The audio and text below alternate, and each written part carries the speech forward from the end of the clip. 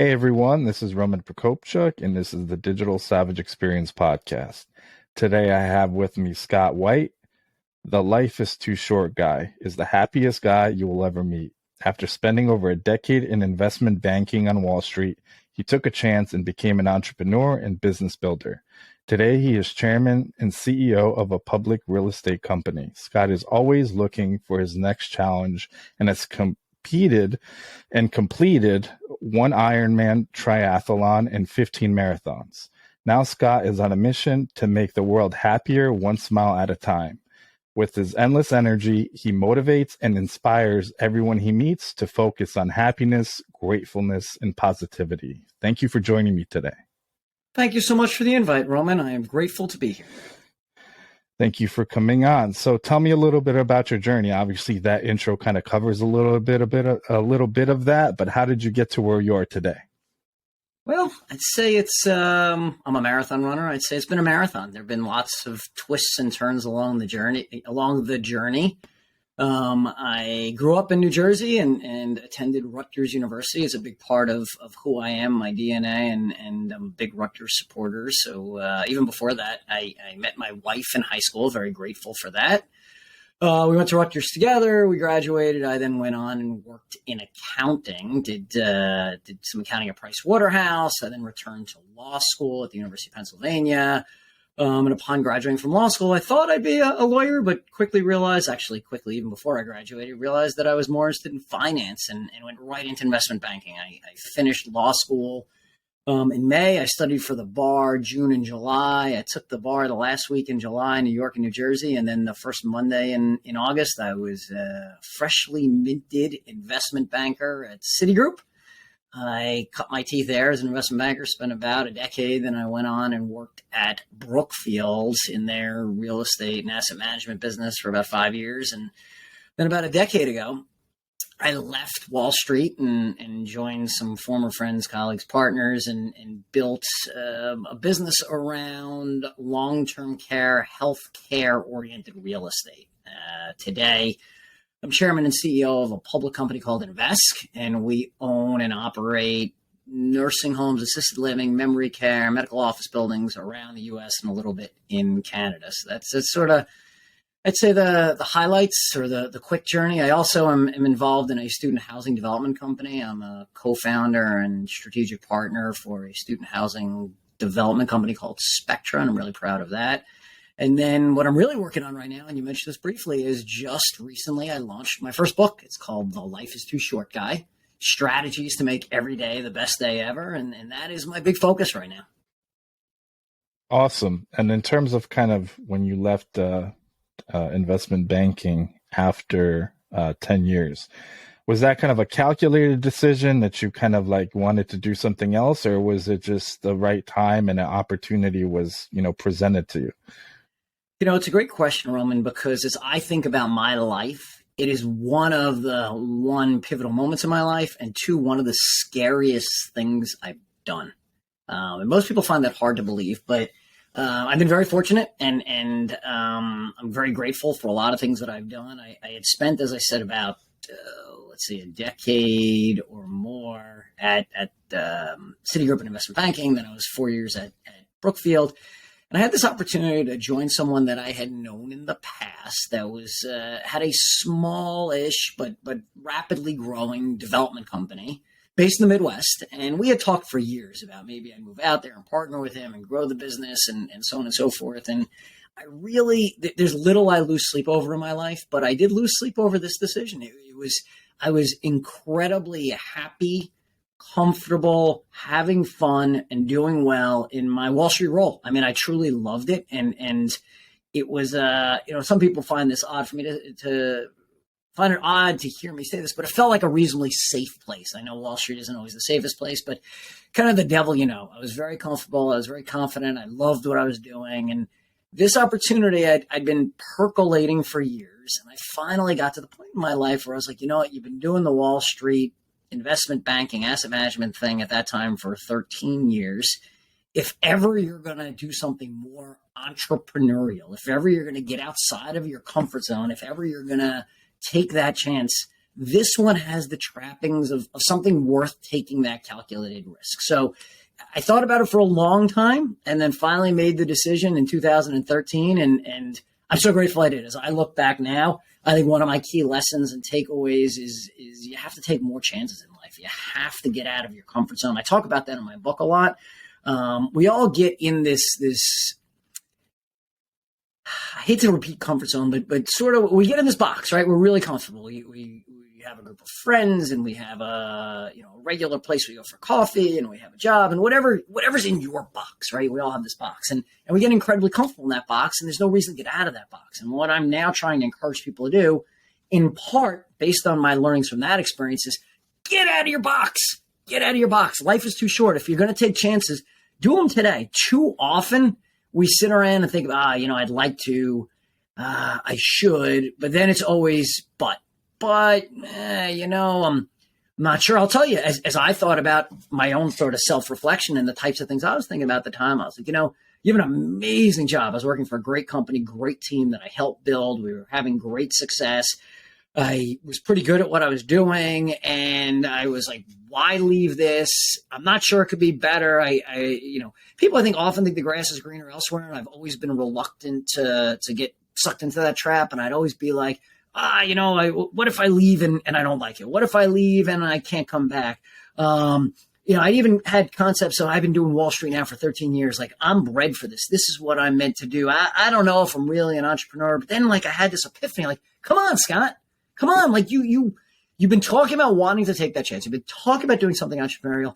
Get out of your box, go out and do it. And that's what I did. And I am so incredibly grateful. Now, a decade later, I work with an amazing team of people at Invest. We have a great company. And as I mentioned before, I'm the CEO and chairman, and I'm very grateful that I took that chance.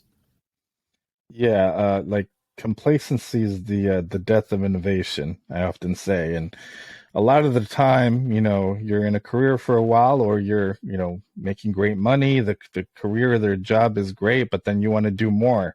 But that's kind of like the comfortable place. You don't want to rock the boat, and humans in terms of kind of mindset, they're looking for a safe kind of space for survival. Whereas back in the day where it was, kind of fight or flight, you figure out like something that's working and you keep doing it. So you kind of preserve your family and yourself. That's right. So kind of like that subconscious starts kicking in where it's like, okay, well, I have this plan or I have this idea or a potential, business endeavor. And then you start kind of second guessing yourself. What if it doesn't work? What about my family? I'm not, no longer, let's say, like out of college or, by myself or have, other people counting on me. And a lot of people use that to kind of step back and, let me stay at this, spot in a little bit. But I think every decision, or I would say calculated risk I've taken, ended up on me being on the right side of that decision. And regardless, I think everything in life is a lesson or a blessing. So you will experience failures in business and in life, but then you can obviously utilize that to make you better, stronger, and equipped for bigger challenges that you'll probably encounter in the future. Strongly agree. And I'd even take it one step further, Roman, and say that I don't think we take enough risks, get out of our comfort zone, even outside the sphere of work. So life isn't just about work. What about taking chances on meeting new people? How often do you bump into somebody on an airplane, you're walking, you're talking to the coffee barista, and you engage that person in a conversation? How often do you want to expand your sphere of influence, your network, the people you know? What about new hobbies, right? You want to learn something new. Get out of your comfort zone today and try something new. It's a big message I'm trying to push people because, I think that one of the pieces of research I referred to in my book was a palliative care nurse in Australia who wrote a book called The 5 Regrets of the Dying. And the key takeaway from that, and I won't go through all the 5 regrets, the biggest regret was the regret of not doing. It wasn't the regret of I failed. It wasn't the regret of I did something stupid, because, by the way, we all do. It wasn't the regret of I did something wrong. It was the regret of I wish I had. So I encourage all of your listeners as they're sitting here thinking about that. What is that? How do you finish that sentence? I wish I had tried this new business opportunity, taken this risk, met somebody, reached out, reconnected, tried a new skill, tried a new hobby, learned something new. I could go on all day, Roman, but get out and do something. Yeah, and you don't know where interaction or a meeting or things of that nature will take you. I graduated. I know we spoke offline from Rutgers in 2008. I interned with the Secret Service prior, and then really in 2008, that year the economy kind of tanked. So state, local, federal agencies stopped hiring for months and months. I was looking for a job, couldn't really find anything, was kind of down and depressed. And then somebody really at the gym said, "Hey, come out to my car. I want to give you something," which obviously could be anything, especially in New Jersey. It's a bit of a risk. Yeah. So I said, why not? And then they opened their trunk and handed me a packet about search engine optimization. They said, basically, read this, go online, take another month or two, and you can start doing it for my business. And that's, what got my foot in the door into digital marketing, and, eventually having, 3 director roles, consulting on my own, working with Fortune 500 clients. And if I didn't take that kind of risk, Right, or just thought about it, this is something that I could possibly be good at and enjoy, it's outside of my wheelhouse because, I wanted to, be in federal law enforcement, kind of follow like a CSI type, serial killer investigator team type role. And it was totally out of my wheelhouse, but I said, why not? Took the chance and kind of ran with it ever since. That's awesome. Good thing you took that chance. And look, there's more chances ahead. Who knows? Maybe you'll find your way back to the FBI at some point in time.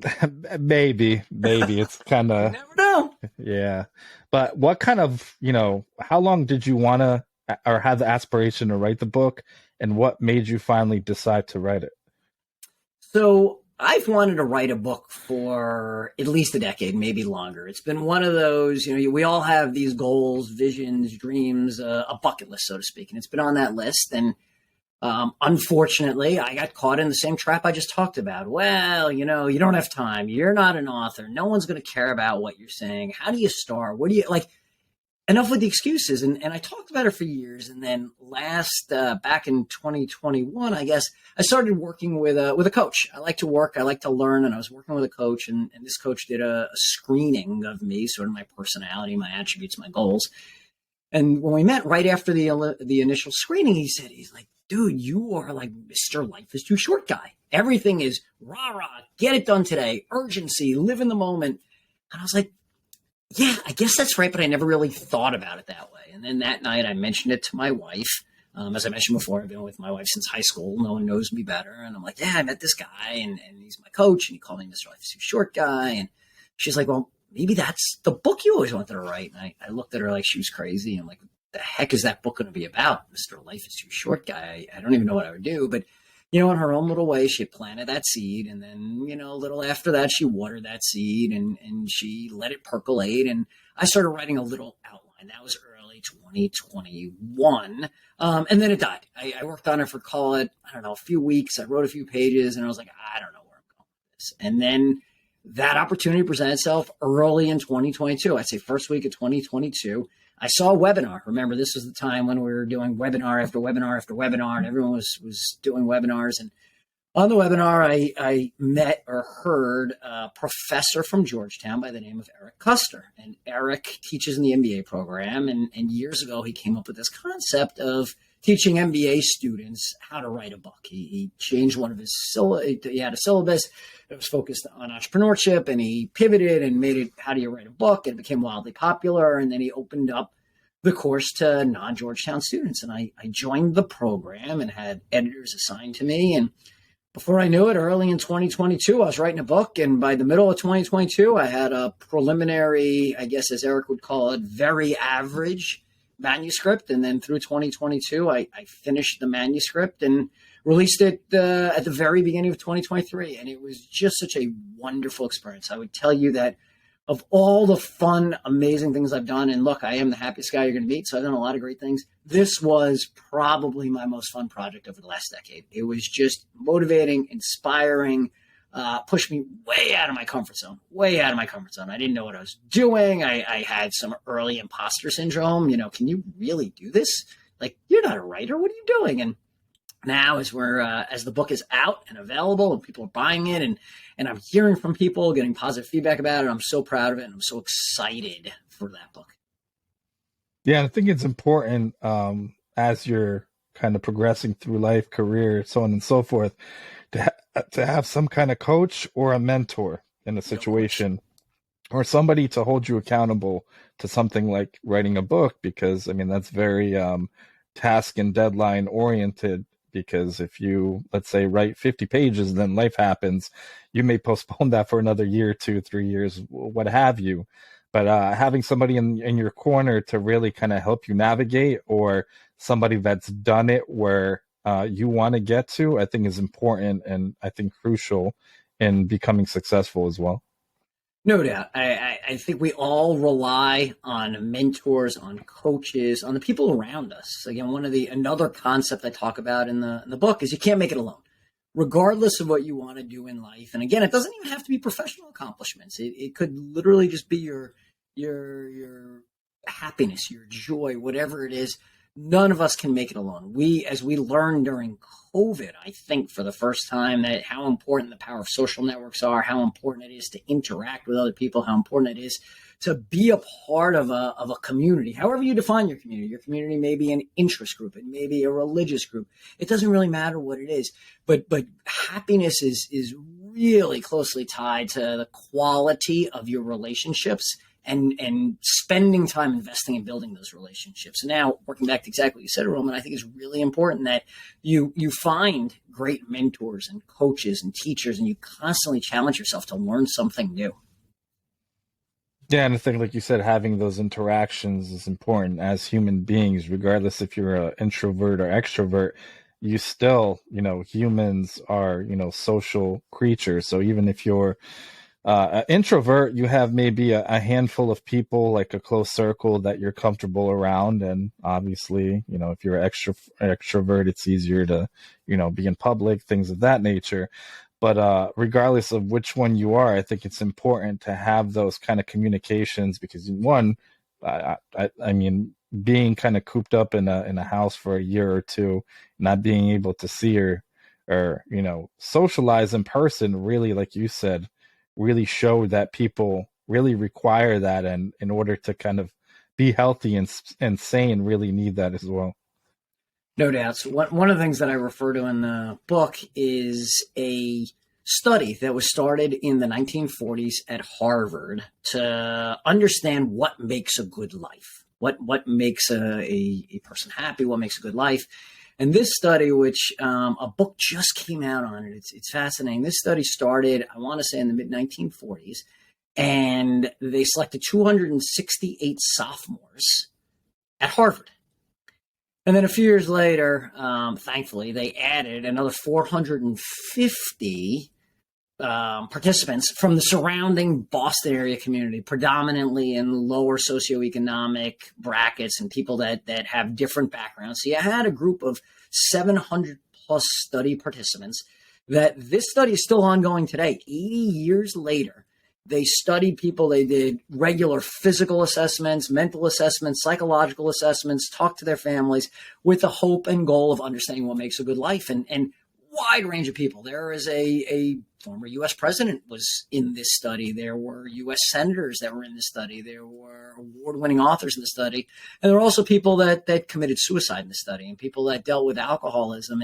And the one key takeaway, there's a lot of takeaways, but if there's one thing that you take away, is that what makes a good life is the strength of your social network. And the one stat that I remember that I just love to talk about, especially as somebody that is now approaching the half-century mark, and myself, they did the study, or they correlated those that believe they had the strongest social relationships at age 50. At age 50, were the happiest, physically healthiest, and mentally healthiest at age 80.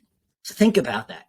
There was a correlation between the strength of your relationships, or your perception of the strength of your social relationships at age 50, and how that translated 30 years later into your happiness and your physical and mental health. That's pretty compelling.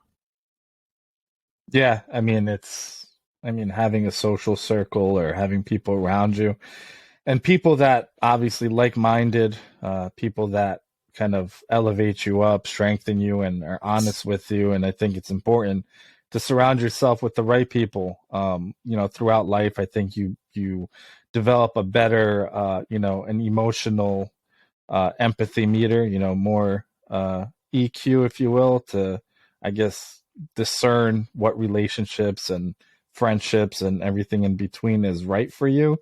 But, really, I guess, to get to age 50, really understanding that, because I feel like also navigating business and, my personal life and different relationships throughout the years, I think it's important because, I mean, they say, what is it? Good character is corrupted by bad company or whatever. So I mean, I've seen that within business too. That's a So good point. moving from, I guess, late 20s into early 30s and then kind of into my 30s, I kind of like became self-aware of that, because you want to align people that have kind of the same values, same foundations within business and in personal life. I mean, it makes things a lot easier, and kind of you avoid a lot of, I guess, maybe the hurdles along the way as well. No doubt, no doubt. The more we can surround ourselves with good people, people that we respect, people that are better than us in so many ways, because everyone has unique attributes and skills. And I always love to be surrounded by people that know more than me, that have had better experiences than me, that have done more than me, so I could then level up my game. I think that's a great point, Roman. Really great point. Yeah, and I think that's important, not being scared of being surrounded by people smarter than you, because, I mean, if you're the smartest person in the room, you're in the wrong room, I guess, people say. So, I've experienced it along across my career where it's, I haven't really gotten a job because it was, obvious in terms of body language and feedback that that person was threatened that I would be coming in and potentially taking their role. Obviously, the economic climate's a little different. I actually got laid off two uh, 2 months ago, I guess, at this point. So I was on severance and stuff, and it was like similar situations where people kind of were threatened in a way, or not understood or failed to understand the value of, I guess, digital marketing and things of that nature. I mean, that kind of short story, my whole department got gutted in terms of what I ran, but I guess it's everything in life is a blessing or a lesson. It's a blessing in disguise, and looking for other opportunities. But somebody, regardless of what your role in, or if you have a company and you're hiring, bringing in people that do their roles exceptionally well, and really not, I would also say, not micromanaging, having people have the freedom to succeed, because if they are the expert in their field, really let them flourish in that sense as well. No doubt. That's a big part of my leadership style. As I've talked about before, I'm chairman, CEO of a public company. I surround myself with people that are much smarter than me, that are much more talented than me, that have skills that I don't have. I don't need yes people around me. I want people to challenge me and to challenge others in the room. I want to bring diversity of perspectives. I think we tend to find people and coexist with people that look like us and think like us. And we like to think they're different. Maybe they went to a different college, or maybe they had a different major. But I mean a truly different perspective, people that have had different experiences in life, because they bring to the room and to decisions an entirely different way of looking at the world that each of us can't comprehend. And that's how you get to the best decisions, and that's how you have the best leadership, and that's how you build the best teams. Yeah, I think it's important. I mean, I've been in rooms where there was a business problem, and then there would be people from different departments, different levels of seniority, and they would be propose that problem to solve, and everybody would give a different perspective, because there's, for most things in life, there's more than one way to Right. get to that outcome. No question. No question. So, what's one piece of advice you can leave with the audience, personal or professional? So I think it's a theme that I talk about in the book because it's near and dear to my heart, and that is attitude is everything, the power of positivity. I fundamentally believe that whatever success I've had in my life, and everyone defines success differently, so I won't even pretend to tell you I was successful because of A, B, and C. You define success exactly as you want, whether it's personal, whether it's professional, whether it's social, whether it's emotional, whatever. It's all about attitude. It's all here. It's all perspective. It's all the ability to wake up every day with a smile on your face. It's the ability to look at the world no matter what's going on, no matter what. You can give me any fact pattern. There's some element of positivity associated with that, and keep grinding every day through that lens of today's going to be the best day ever. I'm living my best life. I'm grateful. I'm happy. I'm thankful. I'm appreciative. Go about life that way, and I think you'll live a happier, more fulfilled life. And that's a lot of what I talk about in the book. Yeah, the attitude of gratitude. So be Attitude, grateful. gratitude. It's wonderful. The power of Yeah, positivity. yeah, be grateful for what you have or the cards that you're dealt. Obviously, not everybody has the same, I guess, hand dealt That's to right. them or the tool set to get the job done, but making the most of it and not being stuck in your situation or down. I mean, a lot of people have come from different walks of life through adversity and managed to overcome that. So, why not you? Agreed. Agreed. Agreed. So I really appreciate you stopping by today. Can you let the audience know how they can find you, where they can find your book or anything else you have going on? That'd be wonderful. Look, you can find me at my website, lifeistooshortguy.com, lifeistooshortguy.com, or you can find the book online, Amazon, Barnes & Noble, or wherever you buy books, including in retail distribution. The book is called The Life is Too Short Guy, Strategies to Make Every Day the Best Day Ever. And I hope everyone goes out and buys the book, reads the book, embraces the book, enjoys the book. I'm truly on a mission to make the world happier one smile at a time, and I'm starting the platform with the book. Awesome. Thanks again for stopping by. Thank you so much. Have a wonderful day. You too.